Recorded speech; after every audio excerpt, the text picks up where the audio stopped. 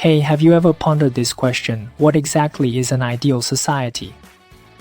Is it a place where everyone can do whatever they want, following their own desires? Or is it where each person fulfills their role and takes on their responsibilities? Most of the time, we get swept up in the noise and chaos of reality, going with the flow. But has there ever been a moment when you stopped, sat quietly, and tried to imagine a blueprint for a truly perfect society? Sounds like a fantasy, right? But over 2,000 years ago, there was a Greek thinker who was already racking his brains over this very question. His name was Plato, and his timeless masterpiece is called The Republic. Plato didn't deliver lengthy speeches filled with grand principles. Instead, he took a creative approach. He proposed a thought experiment. He imagined a gathering where a man named Socrates and his friends sit together and have a freewheeling discussion about what an ideal society should look like. They talked about justice, education, human nature, and even something that might sound absurd at first, the idea of philosopher-kings. Yes, you heard that right, philosophers as rulers. Your first reaction might be, how could that ever work? But don't be so quick to dismiss it. Plato's ideas aren't just wildly imaginative, they are also highly structured and brimming with thought-provoking insights. So today, let's dive into the Republic together. It's not just a book, it's a gateway to rethinking the way society operates and the meaning of your own life. Are you ready to push open that door with me?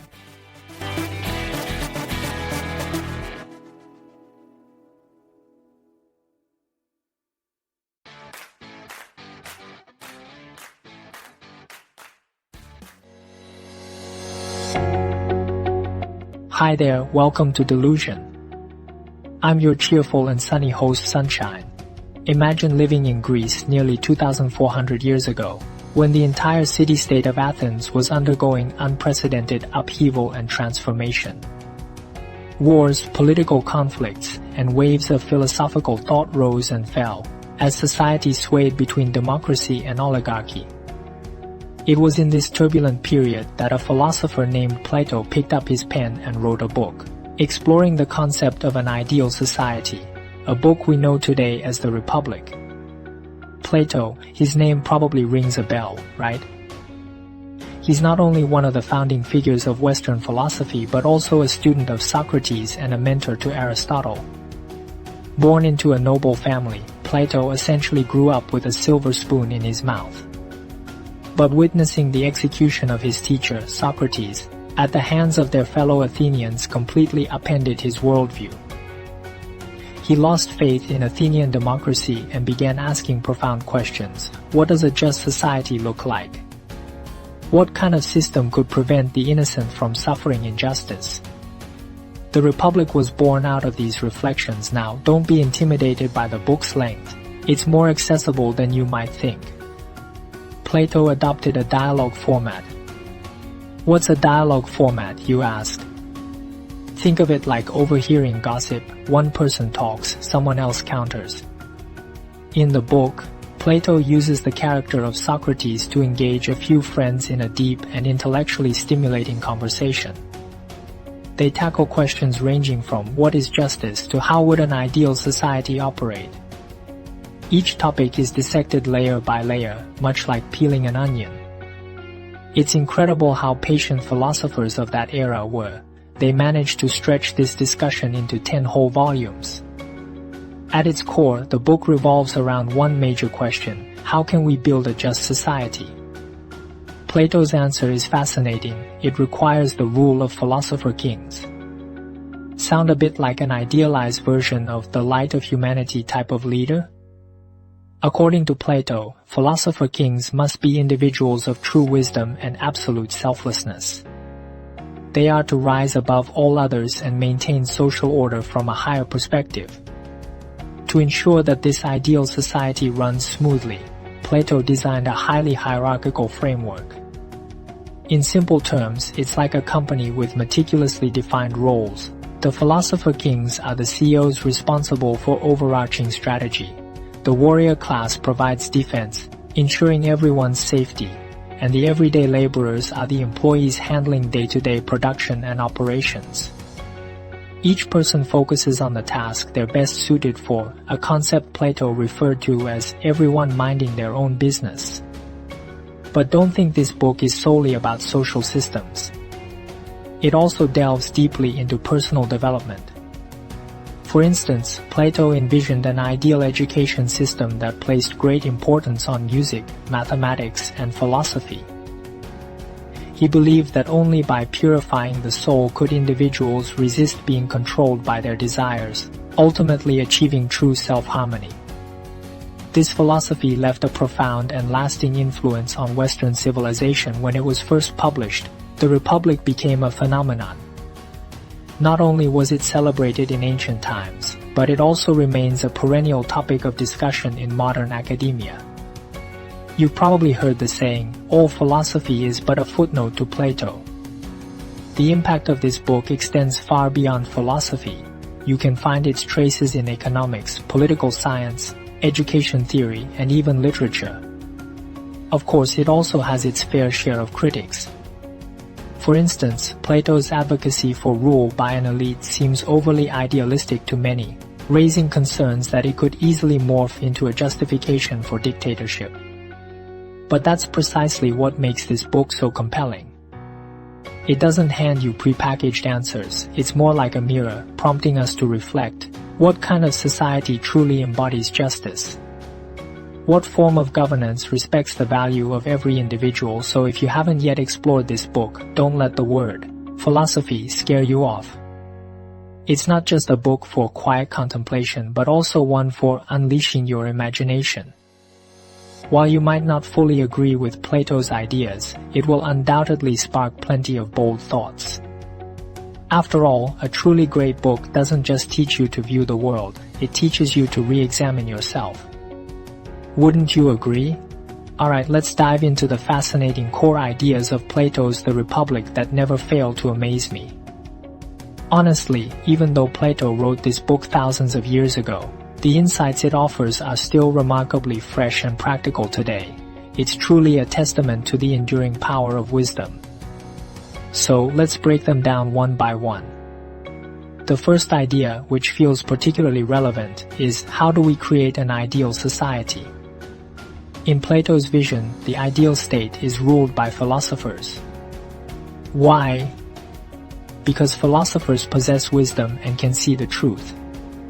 Isn't this something we can observe in real life too? For instance, a company boss fixated on short-term gains might pressure employees to hit KPIs at all costs, resulting in burnout and failure. On the other hand, visionary leaders who prioritize employee growth and foster company culture often steer their teams toward greater success. Essentially, Plato is teaching us that whether it's governing a nation or leading a team, we must focus on long-term and fundamental values rather than being overly short-sighted. The second idea is even more thought-provoking. What is the essence of justice? Plato poses a sharp question: why do you choose to act justly? Is it because justice itself has inherent value, or because you fear punishment for injustice? This one hits home, doesn't it? Have you ever wondered, if there were no surveillance cameras, would you be more likely to run a red light? Isn't it true that sometimes our good behavior is not rooted in true belief but driven by the desire to avoid trouble? Plato wants us to understand that real justice comes from within, a mature sense of integrity. For example, refraining from littering isn't about avoiding anger from sanitation workers. It's about genuinely realizing your responsibility toward the environment. This is the higher realm of justice. The third idea that really resonates with me is the meaning of education. Plato compares education to bringing the soul out of a cave, like a person stepping out of darkness to suddenly see sunshine for the first time, understanding the truth of the world. Let me give you an example. It's like the first time you read a powerful article or watch an eye-opening video and suddenly realize your previous understanding was completely wrong. Plato inspires us to see that true education isn't about force-feeding knowledge but guiding someone to discover the truth. It's like having an excellent teacher who doesn't just give you answers directly but encourages you to think and reflect, leading you to those aha moments. Next, let's talk about a very practical life principle, division of labor and collaboration. Plato says that in an ideal state, everyone should do what they're good at. Craftspeople make tools, farmers grow crops, philosophers govern. Forcing a soldier to farm would only lead to chaos. Doesn't this principle still apply today? For example, in a workplace setting, some people naturally excel at data analysis, while others shine in communication and coordination. A well-coordinated team divides responsibilities clearly, enabling everyone to perform their best while helping each other succeed. On a personal level, we also need to understand our own strengths and find our stage instead of forcing ourselves into roles that don't fit. The fifth concept is one I find particularly insightful. Discipline is the foundation of freedom. Sounds a bit paradoxical, right? But think about it. If a soccer game had no rules, wouldn't the field become total chaos, making it impossible to play? Plato reminds us that true freedom doesn't mean unlimited liberty but harmony built on rules. In life, aspects like time management and career planning are essentially types of rules or discipline. Yet their ultimate purpose is to give us a greater sense of control and freedom in our lives. Now here's an idea with more philosophical flavor, the three horses of the soul. Plato compares the human soul to a chariot, where reason is the driver and desire and emotion are the two horses.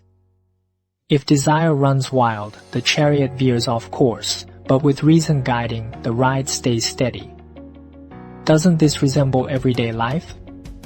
Imagine wanting to buy a pair of limited edition sneakers. A surge of impulsive desire arises, but reason steps in to ask, do I really need this? Or during an argument when emotions are running high, reason helps us regain composure. This ability to control desires reflects true inner strength. Another concept that greatly inspires me is, what kind of person makes a good leader? Plato suggests that an ideal leader should be both wise and morally virtuous, a philosopher-king. Simply put, someone who combines expertise with a strong sense of responsibility. Think about your own experiences. If a leader cares only about personal gain rather than the welfare of employees, the group ultimately dissolves. However, leaders who genuinely consider their team's interests often win everyone's trust and build solidarity. The eighth concept is incredibly iconic, the allegory of the cave, which teaches us about the difference between illusion and truth.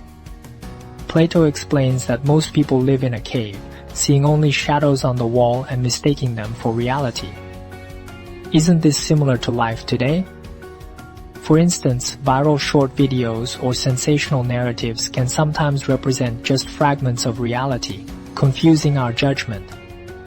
This idea reminds me not to trust surface appearances lightly and to seek out the deeper truth.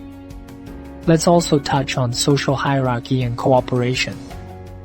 This might sound a bit technical, but Plato offers a vivid metaphor. Society, like an orchestra, has conductors, performers, and supporting staff. Only when everyone fulfills their roles clearly can the orchestra produce harmonious music. It's a reminder that teamwork isn't about comparing strengths or weaknesses, but about ensuring everyone's responsibilities are well defined. Finally, one of my absolute favorite ideas, the essence of happiness. Plato argues that genuine happiness doesn't come from how much money you earn or how big your house is. It stems from the richness of your soul. For example, helping a friend with something within your ability can bring a deep sense of fulfillment, more lasting than any act of consumption. So, the source of happiness lies not in external rewards but in living a life filled with meaning. Alright, these are the gems from Plato's The Republic we explored today. After hearing all this, don't you find that some of these ancient philosophies still illuminate our modern lives, helping us live with more clarity and depth? As they say, a classic is timeless precisely because it connects directly to the human soul across eras. There's a conversation I think is truly worth reflecting on. When Socrates and Glaucon discussed justice, they introduced a famous metaphor, the allegory of the cave. Imagine this, a group of people have been locked inside a cave since childhood. Their necks and legs are bound, allowing them to only gaze at the cave wall. Behind them burns a fire, and occasionally shadows pass by. What they see day after day are merely the projections of those shadows. To these people, the shadows are their entire reality. They wouldn't even think to question their authenticity. Now one day, one of them is freed and forced to climb out of the cave to meet the real sunshine. At this point you might think, well, isn't that a good thing?